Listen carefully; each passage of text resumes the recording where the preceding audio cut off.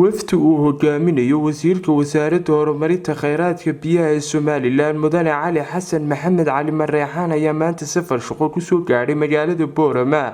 waxaana ugu horeyn uu kulan u la qaatay madaxda wasaaradda iyo mas'uuliyiinta shirkadda adeegga biyaha ee Shaaba inta uu kulankaasi uu socday ayaa waxa si weyn loogu lafaguray xaaladda dhinaca biyaha ee magaalada Boorama wasiirka iyo wafdigiisa ayaa intaasi kadib waxay soo kormeereen markaasina ay soo indheeyeen mashaariic biyo xidheen ay wasaaraddu ay ka hirgelisay magaalada waxaana kormeerka kadib halkaasi ka hadlay injineerka gacanta ku haya biyo xidheenadani maanta waxaan joognaa mashruucii watershed management ama maareynta biyaha ay maalgelisay wasaaradda kheyraadka biyaha ee Jamhuuriyadda Somaliland anigoo ka hadlaya injineeradii dhisay dhaamamka wuxuu mashruucani ka kooban yahay 3 dhaam waa loo kala yaqaano isha Cobasha iyo Damuug 1 iyo Damuug 2 hadda waxaanu taaganahay isha Cobasha oo soo gabagabowday waxa dhaamkan ka kooban dhahaydkiisa ama dhererkiisa wuxuu taagan yahay 4 mitir biyaha loogu talagalay proposalka loogu talagalna waxay haayeen inay qabtaan 800 mitir alxamdulillah waxa noo farxada maanta inay qabteen biyo 700 mitir maareeyaha shirkadda adeegga biyaha ee Shaaba iyo isku-duwaha wasaaradda horumarinta kheyraadka biyaha ee gobolka Awdal ayaa wasiirka faahfaahin ka siiyay biyo xidheenadani waa xaruntii maaragtay ceelasha magaalada Boorama ka cabtay ay ku yaaleen ceelasha badankoodii kuwii shiinaha way gureen 8 ceel bay haayeen in badan may qodnayn waana bari hore maartay way tageen ceelashii kale ee laftigoogii water table-kiiba hoos u sii socday kolka markii aan wasaaradda iyo isla eegnay dawladaba waxa siyaasad ahaan la qaatay in biyaha maaragtay la joojiyo oo maaragtay ay dhulka hoos u galaan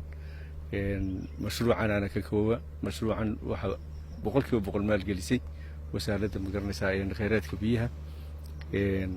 waxaan aad ugu faraxsanahay muddadii koobneed ee uu wasiir Cali joogay wasaaradda wax badan baa la qabtay haddii ceelal la qodayo tahay haddii mashruuca maanta aan taaganahay tahay intaba waxaan oran karaa waa marihii maartay wasiir Cali Ilaahay ka jisaaysiyo magaaladan wax qabad waxa ugu horeeyay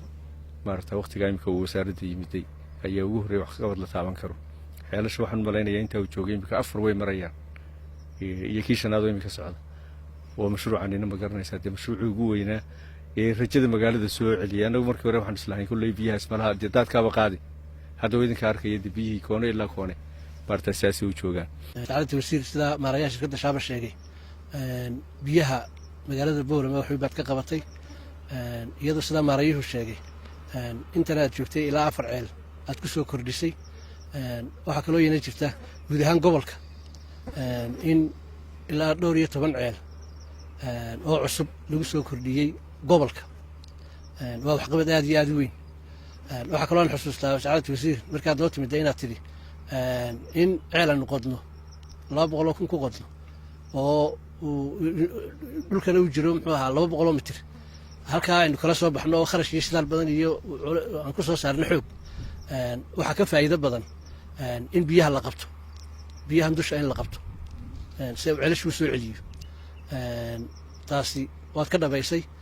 halkan maanta waxaynu joognaa 3 sandaam oo aad u waaweyn oo muhiim ah oo laga maalgeliyay kharashka wasaaradda Mudane Cali Xasan Maxamed wasiirka wasaaradda horumarinta kheyraadka biyaha ee Somaliland ayaa ugu dambeyn waxa uu istul taagay faa'iidada biyo xidheenadani oo u leeyihiin bulshada mashruucaas ilaahay mahadii waa inaga joogno waa guuleystay sida imka injineeradu sheegayeen kan imka joognaa isha Cobasha 4 mitir buu hoos u qodan yahay biyihina waxay fadhiyaan imika ilaa 700 mitir bay istaba fadhiyaan ballaadhkiisuna wuxuu noqonayaa ilaa 30 marka qiyaastii average la isku celceliyo biyahaas waa malaayiin mitir cubic bay noqonayaan alxamdulillah waa waqti dheer bay fadhiyaan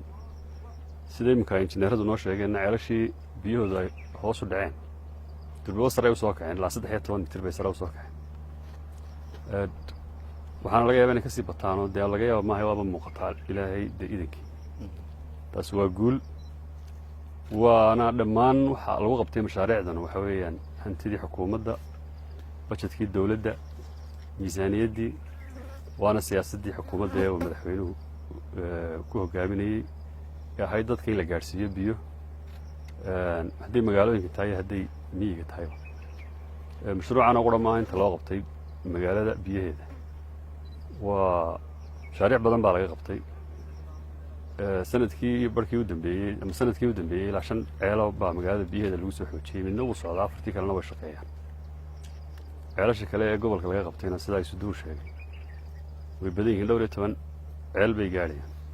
waxaa kaloo jira isna mashruucii weynaa ee SDF oo lacag aad u badan ku baxday oo filayno isna 2 bilood soo socday inuu systemka soo xidhmo oo isaguna magaalada ka haqabtiri doona marka intaas oo dhan la isku daro ka haqabtiri doona mashruucaas ilaa 5 milyan oo dollar lacag ku dhow baa ku baxday SDF marka Boorame gobolka Awdal meelaha ugu badan ee xagga horumarka wax laga qabtay ku jira dalka